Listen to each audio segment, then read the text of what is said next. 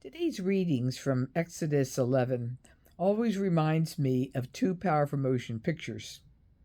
The Ten Commandments, which depicts the exodus of the Hebrews from Egypt and the first Passover, and Fiddler on the Roof, which deals with one of many trying times in Jewish history, Russia in the early 20th century.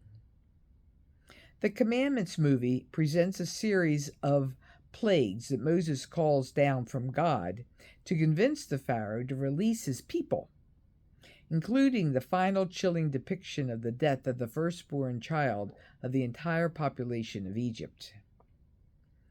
The pain felt by the Egyptians who lost their children and the gratitude of the Hebrews who were faithful to God's message and did not suffer is palpable for the viewer.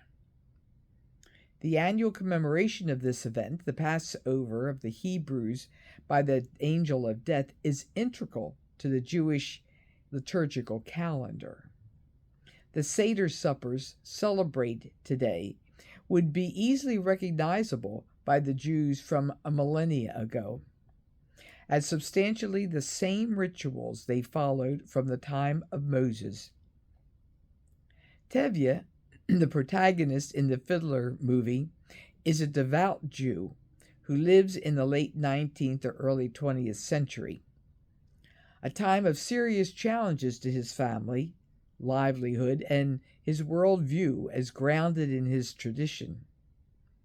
Their celebration of the Sabbath also would be recognized by Jews from centuries ago. But Tevye also faces challenges to the traditions that are so sacred to him, as his three older daughters in turn bypass an arranged marriage, marries a non-observant Jewish revolutionary and follows him to Siberia, and the third who marries a Christian in a non-Jewish wedding. We see his turmoil as his traditions are threatened, not only by the world that is increasingly hostile to him for simply being who he is, but also by the immense personal cost to the fabric of his family. Matthew's story is a variation on the tradition of keeping the Sabbath sacred. As was their wont, the Pharisees find fault in the actions of Jesus and his disciples. Always seeking to trip up Jesus, in their view, who fails to be faithful to the traditions, they raise the point of violation of the Sabbath in the way that the disciples ate. Jesus, in response, takes a common sense approach. They were hungry. Others before them, David, for example, did not strictly follow rabbinical teachings about the Sabbath when they were faced with hunger. Jesus then turns the discussion into a theological teaching moment. The religious practice of the traditions are important, but the Pharisees fail to recognize a shift, a new tradition, one grounded in mercy, not sacrifice. The traditions of various faiths share a common premise. They are seeking to express in human terms the inexpressible reality of humanity's relationship with the divine. Traditions start with a person or a group of persons who have a common experience as they grapple with the power of creation and the Creator. All religious traditions seek answers to common questions. How did we come to be? What are we going to do? What are we to do in living a good life? What comes after death?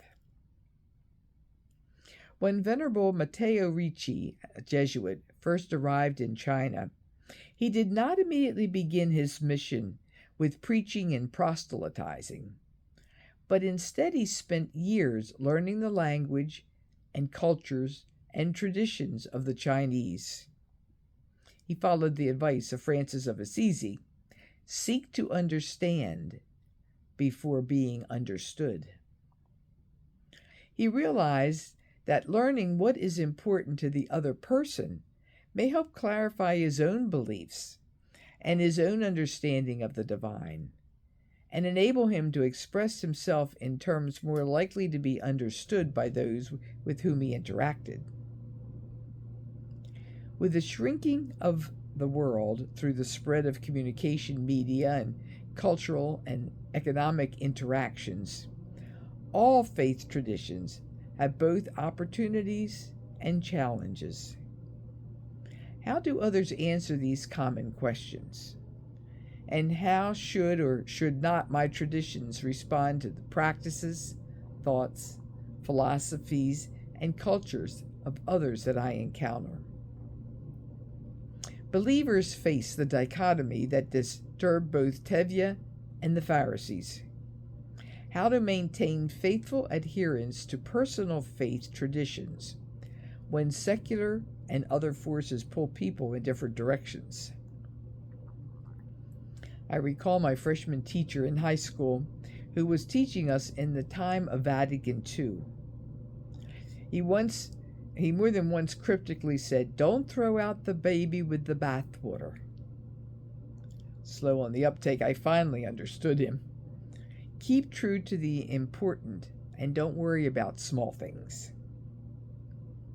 My prayer today is for the grace to be open to the wisdom of other faith traditions and how those traditions are similar to and different than my own, to learn what they offer in helping me understand my own relationship with my Creator, and for the strength to keep true to the important and not worry about the small things.